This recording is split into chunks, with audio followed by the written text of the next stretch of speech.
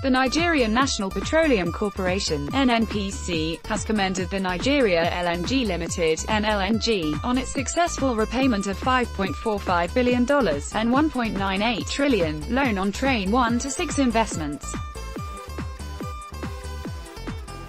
Mr. Andy Oda, the manager, communications and public affairs of NLNG, said Dr. Maikanti Baru, the group managing director of NNPC, made the commendation in a statement in Lagos on Wednesday. Baru spoke at a ceremony to mark the successful repayment of $5.45 billion shareholders' loan in London. He said that NLNG sourced a total principal amount of $4.043 billion from its shareholders in the respective shareholding proportions to partly fund the construction of Trains 1 to 6. Baru said that the total capitalized interest in the shareholders' loan was $1.411 billion, which he said was in addition to the total principal drawdown of $4.043 billion, accounted for the total loan amount of $5.45 billion repaid by the company. The NNPC boss said that NLNG promptly serviced the shareholders' loan with accelerated repayments made in the course of the loan, adding that the final principal amount of $35,135 billion was promptly repaid on the due date of DEC 15, 2017. According to Baru, after several false starts, the shareholders of NLNG took a final investment decision (FID) of $3.31 billion in 1995, for NLNG-based project Trains 1 and 2, with a production capacity of 8 million tons per annum (MTPA) of LNG. This investment was wholly financed by shareholders through equity of $0.86 billion and loan of $2.45 billion. Project experienced rapid expansion, growing up to 6 trains by 2005 and production capacity of 22 MTPA of LNG and 5 MTPA of NGLs, OLPG and condensates, with the shareholders investing a total loan of $5.45 billion and equity of $1.13 billion among other sources of financing.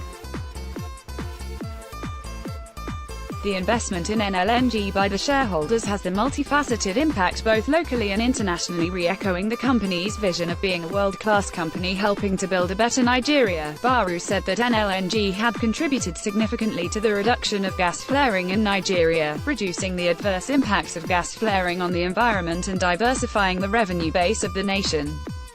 He said that as of 2015, a replacement valuation of the train stood at approximately $16 billion from the initial total project cost of $8.71 billion. He said presently, NLNG had generated revenues in excess of $25 billion to the federal government, comprising of dividends of circa $17 billion and taxes of $7.2 billion. According to him, this is a delight and a source of immense pride to the government and people of Nigeria, its host communities, the shareholders, financial markets and several other stakeholders. Also read, Bleak Easter looms for workers, as states reject NNPC remittance of N74.1 billion. He said NLNG had invested substantial funds in CSR activities from commencement of operations to date. About $150 million had been contributed by NLNG for the ongoing construction of Bonny Bodo Road by Julius Berger at a total cost of $300 million, with government funding the balance. The company has continually served as a dependable source of energy to the global market, moving its products practically to all continents around the world. NLNG takes great pride in its place as the fourth largest global LNG supplier, which currently has 6 LNG trains with the installed production capacity of 22 million tons per annum (MTPA) of LNG and 5 MTPA of NGLs, LPG and condensates. Similarly, NLNG has awarded contracts for front-end engineering design, FEED, of its plant expansion project, Train 7, to B7 JV Consortium and SCD JV Consortium. The statement also quoted Mr. Tony Attar, the managing director of NLNG, as saying, "The front-end engineering design is the most crucial part in the build-up to the actualization of Train 7. Due to initial delay and lost opportunities to reinforce Nigeria's position prominently on the global energy map, Attar said that the contracts would make the company realize its expansion goals of increasing liquefied natural gas production output from 22 million tons per annum (MTPA) to 30 MTPA. According to him, the consortia are B7 JV Consortium, comprising American company KBR Inc., Technip France and Japan Gas Corporation JGC, and SCD JV Consortium. He said that other consortia include Saipem of Italy, Japan's Chiyoda and Daewoo of South Korea, which would participate in the dual-feed process and produce a basic design engineering package (BDEP) that would determine their EPC pricing, and eventually, their bids to construct the train. According to AC Attar, typically, FEED takes about 9 to 12 months, but we have explored another strategy for this project by adopting the dual-feed process, which awards this crucial part of the Train 7 project to two prospective engineering consortia, instead of one contractor.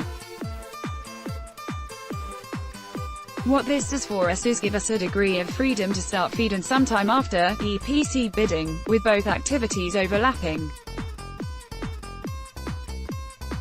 We remain committed to taking FEED as soon as these processes are complete.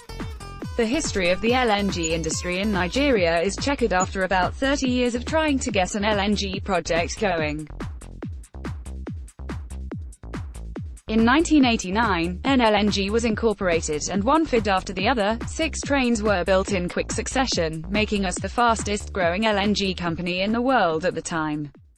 But we lost steam just after 2007, while the rest of the world went past us with the development of their gas resources and the gain of greater market share.